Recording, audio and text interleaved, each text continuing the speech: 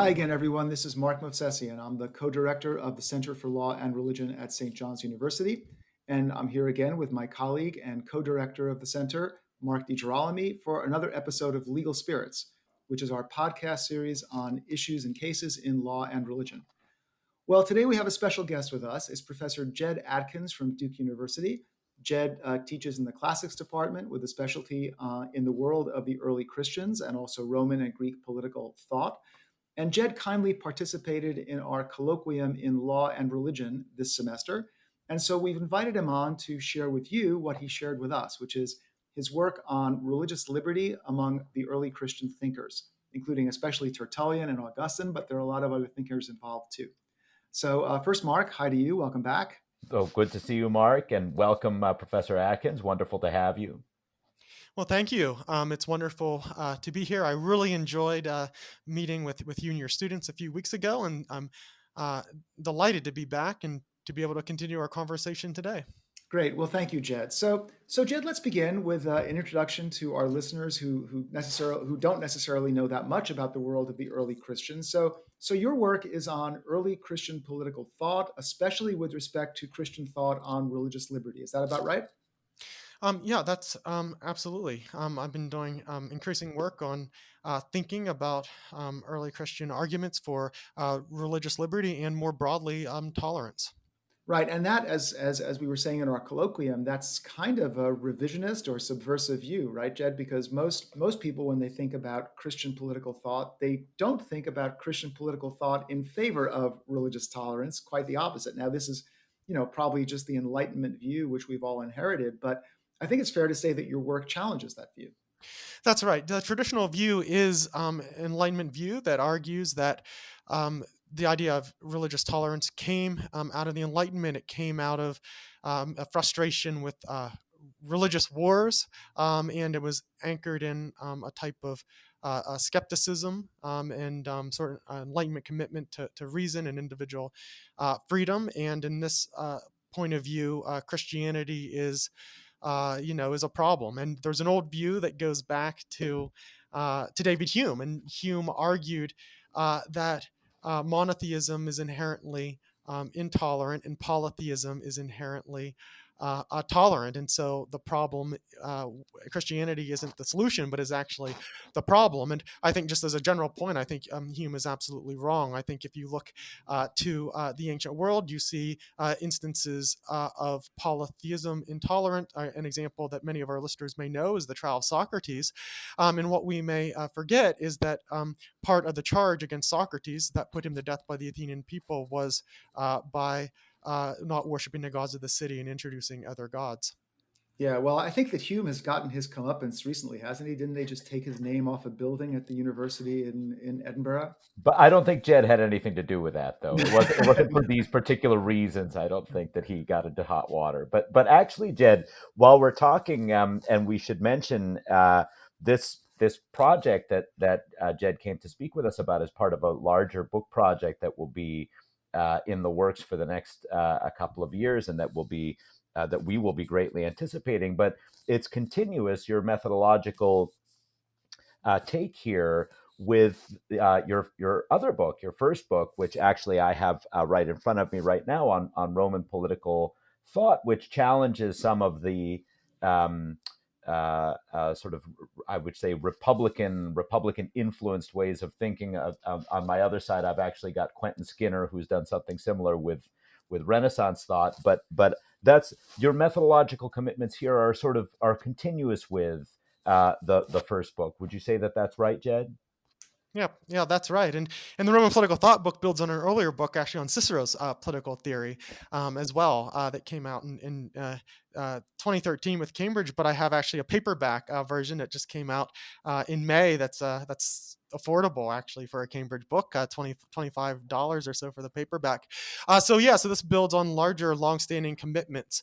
And look, I mean, I think that when you do the history of political thought, I think one of the great advantages of it is you can use the past to open up a critical perspective on the present, to remind ourselves of truths maybe that we've forgotten, or to even open up new ways of thinking, and can be very productive for that.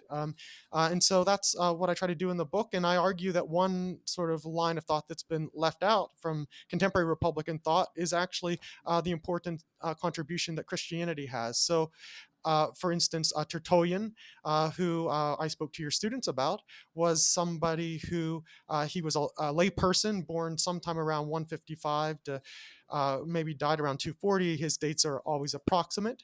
And Tertullian was somebody who was trained in liberal arts, very traditional education in North African Carthage and in the Roman liberal arts, was experienced in Roman law. There's a big debate about whether he was a lawyer or not. But even if he wasn't a professional lawyer, he was trained in Roman law. He read his Cicero, read Cicero really, really well. But he was also, as a Christian, somebody who deeply reflected on the writings, the New Testament writings of St. Paul, and his thinking about conscience. And so Tertullian's great contribution is pulling some of these traditions together.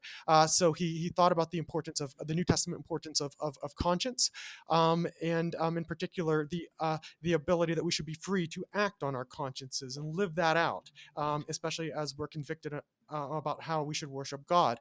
On the other hand, he thinks about this Republican idea of non-domination, that Cicero actually was somebody that is an important source on that, and this idea that freedom requires that we be protected from and free from the arbitrary will of somebody else. And traditionally, Roman law had the understanding that rights, citizens' rights, and very clear legal procedures are the antidote to arbitrary will that takes away our freedom. And so Tertullian combines these traditions, the religious tradition coming from the New Testament and St. Paul, from Roman political thought, Cicero and Roman law, to come up with a way of freedom, that if we're really going to be free, we need to apply this concept to religion as well and be non-dominated in the sphere of our religious worship and practice.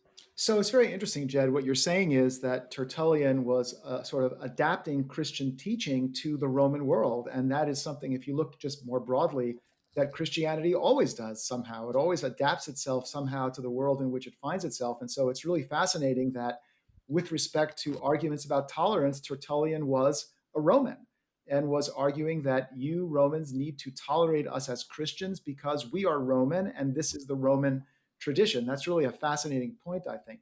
So now one difference I saw when we talked about Tertullian in our class is that Tertullian is writing specifically about tolerance for Christians as a group. Whereas, nowadays we tend to think of tolerance as, the individual conscience and the dignity of every individual person. So there are some differences in the way Tertullian thought about it and the way we think about it. Yes? That's right. There's some differences, and and this is a fascinating way in which Tertullian can actually be a useful corrective, perhaps, of the Enlightenment. You might have a picture of John Locke. He sees individuals as freestanding who enter and exit societies, as he puts it, as reason and light lead. For Tertullian, there's no such easy sort of entrance and exit costs. We are formed and shaped by our communities, and so even though, and by traditions within those communities, and so even though he does have a concept of individual rights and individual conscience is important, but that conscience is always formed by communities, and that's why he's so keen to argue that that communities need to be protected and the practices within those communities need to be protected. And by the way, it's very interesting that even though he really, as a Christian, has Christianity in mind. At the time, Christians were a vast minority. Only about 2 or 3% of the Roman world at the time would have been Christian. But he also applies it to Judaism. He says Judaism should be a lawful religion. And he also makes the argument that, in some ways, from fairness, that these protections should be applied. Christians should have this freedom because, for instance, in Egypt, Isis and Osiris worshippers, polytheistic cults in Egypt have the same freedoms. Well, and can I just continue with that? Because I know that our listeners are thinking this, and I know that our students at St. John's raised this issue, which is, well, okay, so Tertullian, he talks about Isis and he talks about Judaism, but we all know this is strategic. He wants privileges for his group. It's not about tolerance, it's about Christianity. And as soon as the Christians had the upper hand, then they forgot all about tolerance. And now this may just be the residue of the Enlightenment that we all think like this now. But how would you respond to that argument? This was just strategic and not really a philosophical commitment to tolerance. Yeah. Well, I think we can make maybe a distinction between the conditions in which sort of arguments arise and then the principles themselves. So even in the Enlightenment, for instance, on this sort of general theory, there's conditions of persecution that bring about the need to articulate principles, and I think that's sort of what happened here. So it is strategic, but it's a strategic realizing that we need to have principles of tolerance that we can then apply evenly. And then these principles get taken up by, so I think we should need to continue the historical story a little bit to show that these are principles that were able to be taken out of the immediate context.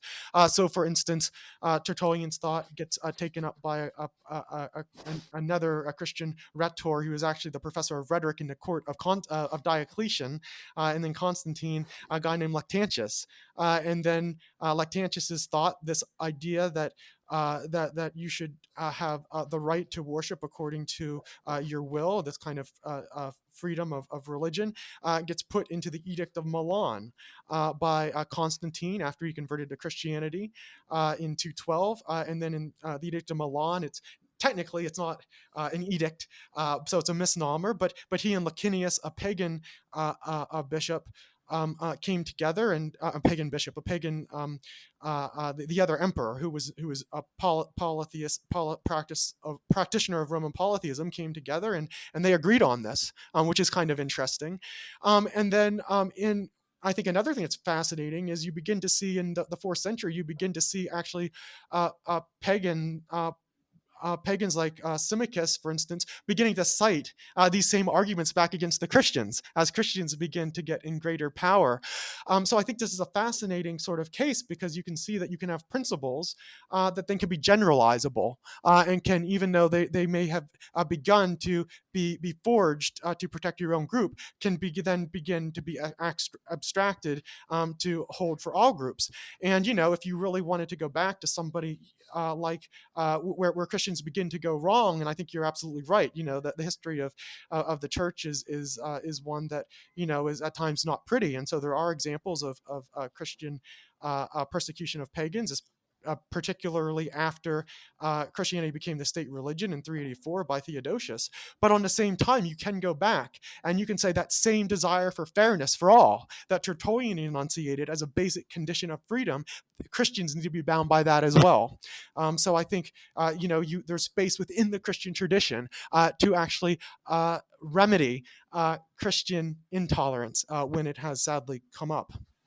Jed, could you give our listeners a sense of because the idea of tolerance as non-domination is very important with respect to your reconstruction of Tertullian's thought, and that idea, religious freedom and toleration is very much in the news today. It's very much a part of the American legal scene, but it seems to me it's quite different. And we've already talked about one difference with respect to the communal, individual quality here, but there are also substantive differences, it seems to me, between these notions of religious toleration. Yeah, no, that's right. And increasingly, I teach. This comes up, and I teach a course on liberty and equality to my first years at Duke, and it's we begin with the Greeks and go all the way to contemporary debates, and of course we talk about these issues. And increasingly, my students have a view that tolerance is not about this notion of tolerance that I'm defending, a notion that involves objection and restraint.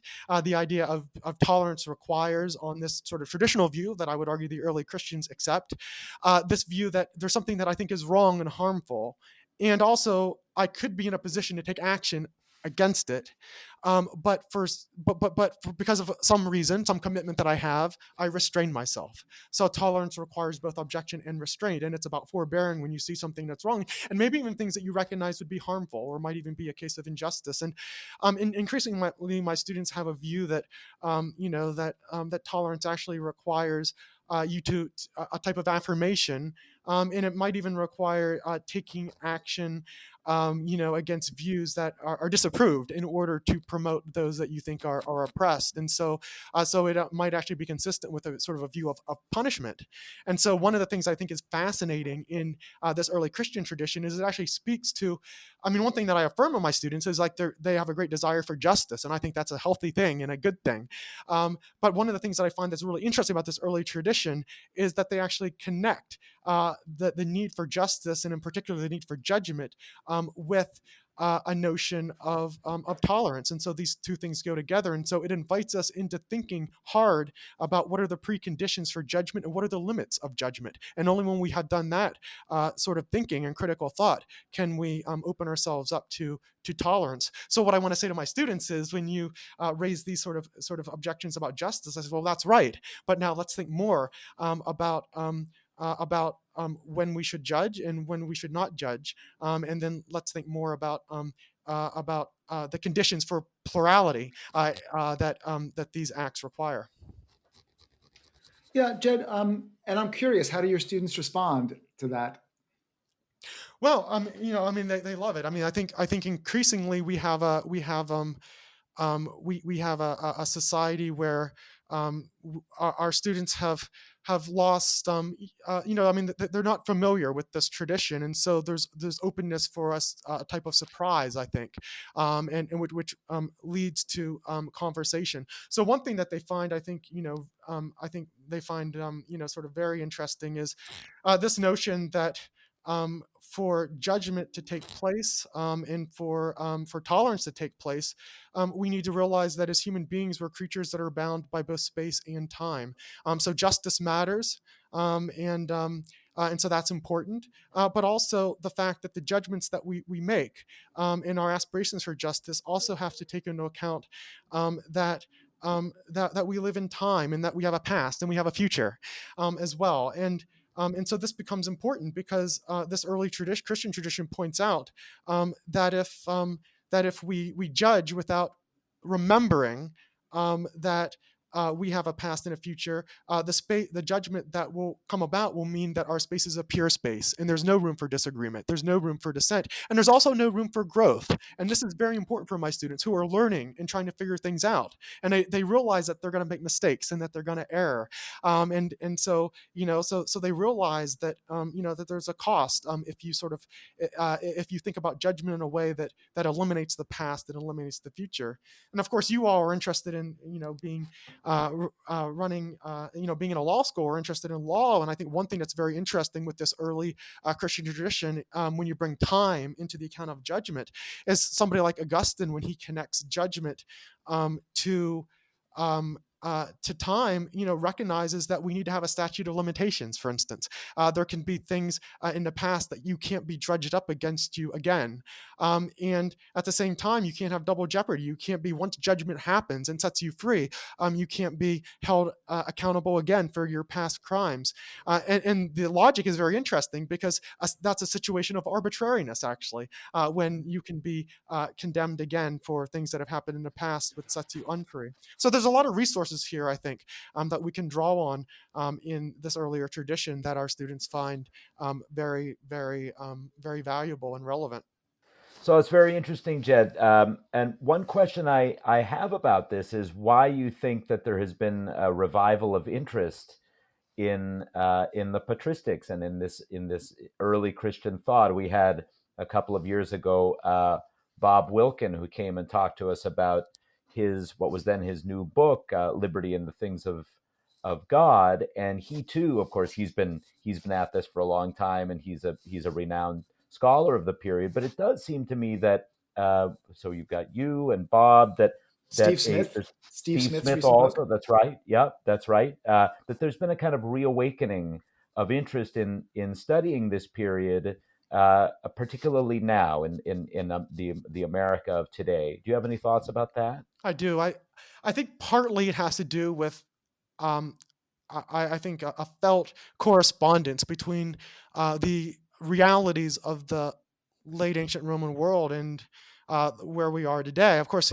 Another book I'd throw into the mix that, even though it doesn't address Christian thought, would be, Patrick Deneen's "Why Liberalism Failed," which, came out as an immediate bestseller. And so, the sense is that there's that the maybe the compact on which American society is held together is unraveling. And so there's a great uncertainty and a series of crises. I think a crisis of authority, and certainly, and a crisis of stability. And at the same time, there's a great sense of pluralism within American society as well, competing views in the public sphere. And that those phenomenon really are, I think, are reflected in the Roman world in which these Christian writers are operating. Um, I'll give you a couple of points. For instance, I mentioned the Edict of Milan, and so that, like, this next century that's happening in the third century is a fascinating time. There's a great book, Edward Watts, who's an ancient historian, who are it's called The Final Pagan Generation, the Last Pagan Generation, and he points out there that you really have the compact among the elite, which and expectations that have held the Roman ruling class together for centuries are unraveling, and they don't have the resources to deal with it, and so they're grappling with how to stay together. And there's all kinds of destabilizing economic and social forces that are taking place at that time, and Christianity actually is, interestingly, maybe one of those. So that's part of it. But the other part then too is just the pluralism. Rome was a deeply pluralistic world, and Saint Augustine, who will feature into to my work and my book, although he hasn't come into our conversation yet, is a great example. Those of you who have read the Confessions, he was born in the 350s, died in about 430, and he's living right through this these stabilizations. He is somebody who has uh, uh, you know, had lots of options on the table: the Catholic Christianity of his mother, Roman polytheism, there's Manichaeanism, which is a philosophy from the East. So just a smorgasbord of options that people were searching through. And then finally, we have the crisis of authority that really gets played out at the end of Augustine's life. He's writing his great work on the City of God, right as, after the sack of Rome. And so a great cataclysmic event. Psychologically, I think, where Romans are feeling that, if we missed it in the fourth century and we felt like Rome could continue by the fifth century, psychologically, they're realizing that their world is coming apart. And so I think these great uncertainties are one reason why people are looking back to the Roman world, because, yeah, I mean, I think very much there's this sense of uncertainty now with America. Yeah, I think that's really a very good way to think about it. I think the world of late antiquity is really accessible to us now because in some ways we are in a similar world. That's a really profound point, I think. Well, Jed, before we close, you want to say a couple of words about your next project, what book you're working on now? Yep.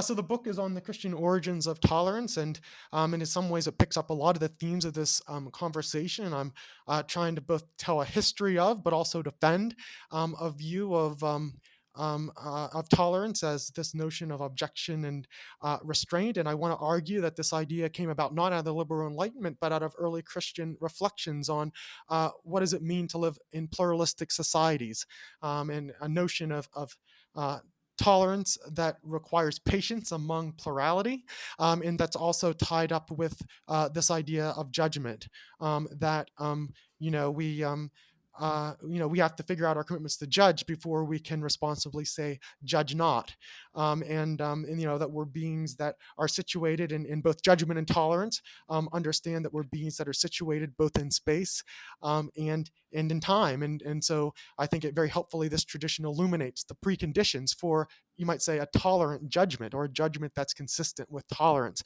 And I think that that's really a space where we need to be thinking about now. And that's one of the things that I find that's just missing in contemporary debates, actually, about tolerance.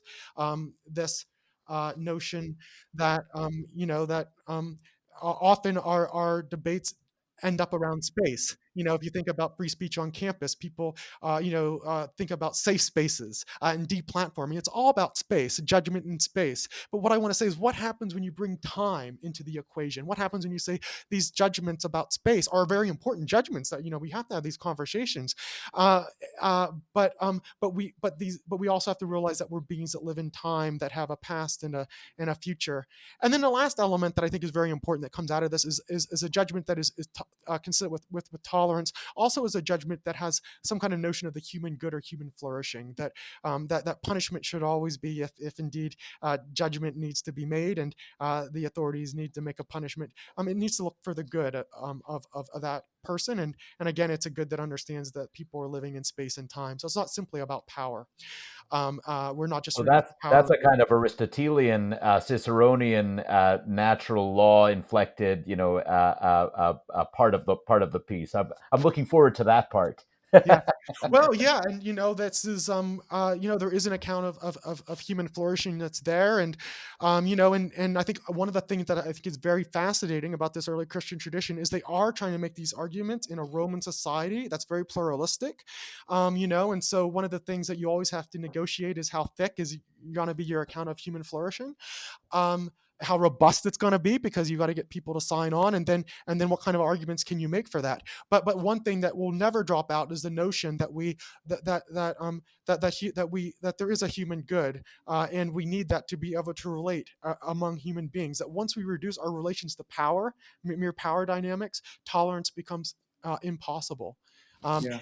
and I will say that my students resonate with this as well, because in a time of they're very worried about polarization and tribalism, and so on what basis can we get on with other people who disagree with each other? So I think in a way this work can really be a pleasant surprise. Maybe we can find inspiration in places where in the modern world we'd never think to look. Great.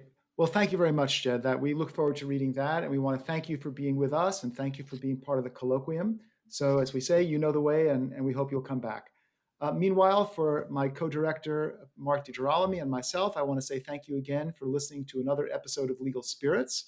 You can find past episodes and this one archived on our website, lawandreligionforum.org, and also on Apple iTunes.